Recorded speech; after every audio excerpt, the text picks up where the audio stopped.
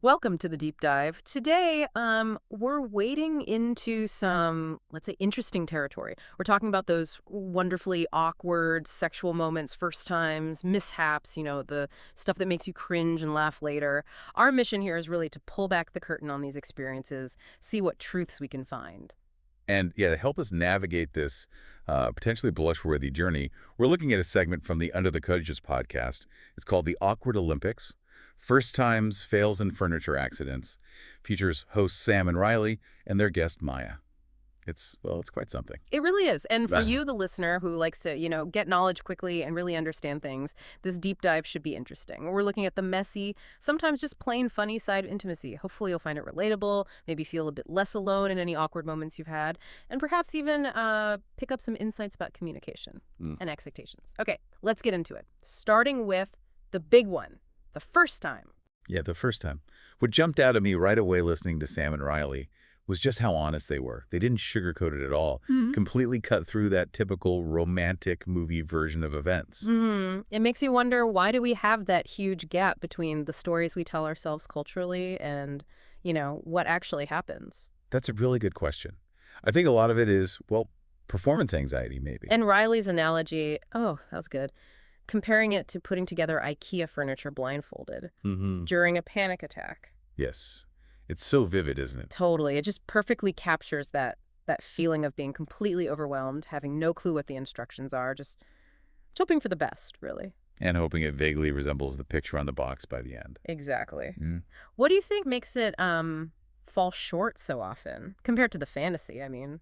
Well, like we said, performance anxiety is huge. Like that IKEA thing, there's this silent pressure to nail it, Yeah. even though you've probably never done it before. So you've got that anxiety, maybe not great communication yet, and perhaps some pretty unrealistic ideas from movies or whatever. It's kind of a recipe for awkwardness. Yeah, it really is. And Sam's point, too, about just the basic logistics, like whose arm is that? Where does this go? Right. It's surprisingly mechanical sometimes, isn't it? That Less feeling. like a dance, more like, trying to untangle headphone wires in the dark. Yeah, or like a bodily negotiation, as you put it earlier. Yeah. It really highlights those physical aspects we tend to gloss over, especially when you're just learning. It's just two people trying to connect in this really new, very physical way. Okay, so moving on from first times, let's talk about location, or maybe a bad location, Maya's Prius story.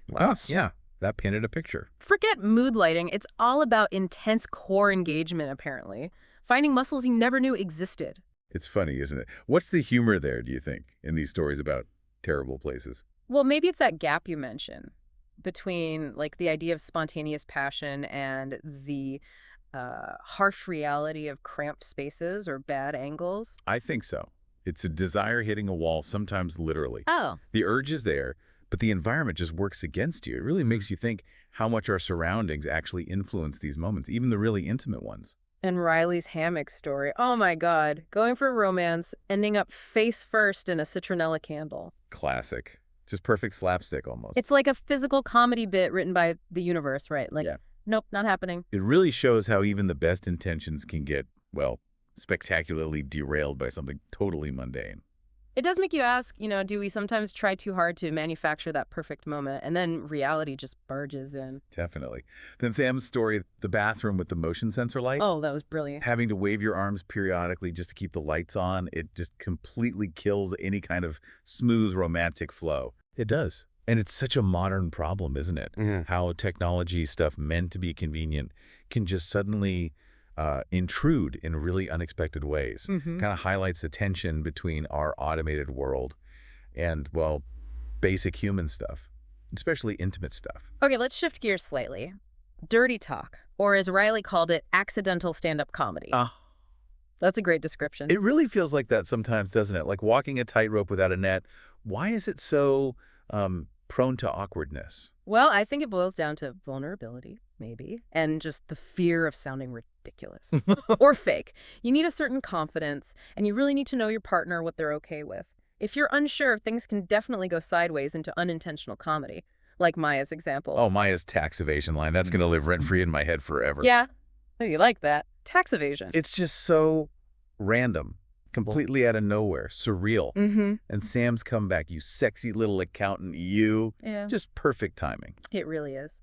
What does a moment like that tell us, though, about, communication under pressure? Well, it shows how our brains can just, like, short circuit, right? When we're feeling intense emotions or pressure to perform. Yeah, the anxiety kicks in and random thoughts just bubble up. The pressure to be sexy can lead to the weirdest things, but it also shows how important humor can be, right? Being able to laugh about it afterwards or even in the moment, that saves things. Totally. Okay, what about trying to recreate movie moments? Seems like a common fantasy. Oh, yeah. But the verdict from Under the Covers was pretty clear. Generally, don't. Maya trying the notebook lift and dislocating her hip. Yikes. That's more than awkward. That's an ER visit. It's a pretty stark reminder of the difference between choreographed Hollywood fantasy and, well, actual human bodies and gravity.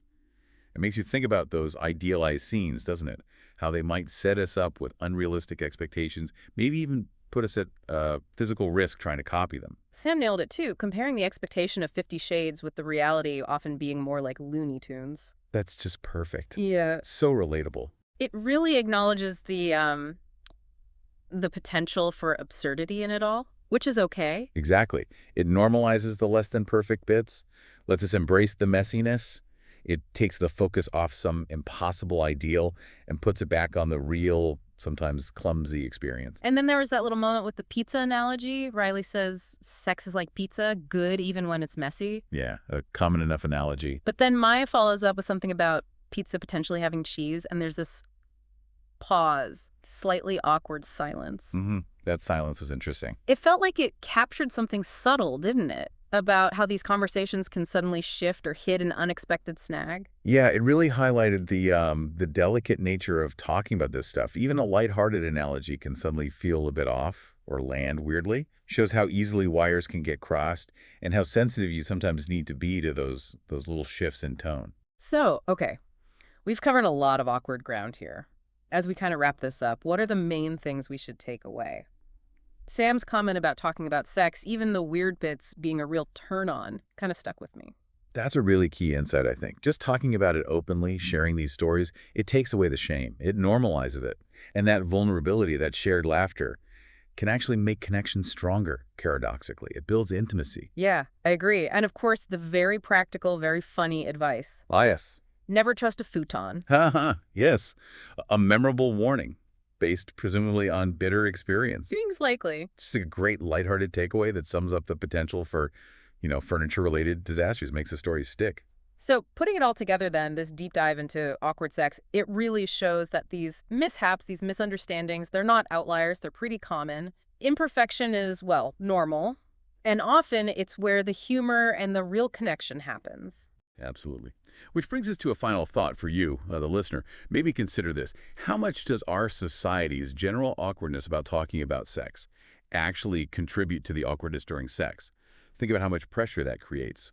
And reflect on whether adopting a more relaxed, maybe even humorous outlook, alongside really open communication, could change things. Could it not only ease the awkwardness, but maybe lead to deeper, more genuine connections? Something to think about.